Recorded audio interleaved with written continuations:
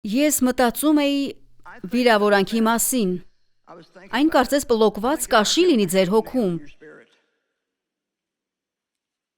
վստահ եմ բոլորդ եղունգի մոտ ունեցել եք բլոկված կաշի, երբ դիպչում եք, ցավ եք զգում, դուք փորձում եք կտրել այն որքան կարող եք, բայց երբեք չեք հասնում արմատին և այն կրկին աճում է ու ցավ պատճառում, այն ցավ է պատճառում, երբ ոտքերի մատների վրա է լինում և գիշերը կպչում է ծածկոցին և միակ միջոցը, որ կարող եք ազատվել այդ ծլեպից, այն արմատից հեռացնելն է և մենք գիտենք, որ դա ցավոտ է, երբեմն մեր կյանքում լինում են բաներ, որ փորձում ենք կտրել, բայց դրանք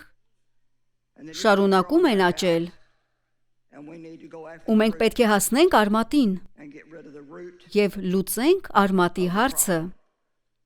կա այստեղ որևէ մեկը, որ կրկին ու կրկին տարիներ շարունակ նույն խառնաշփոթի մեջ է,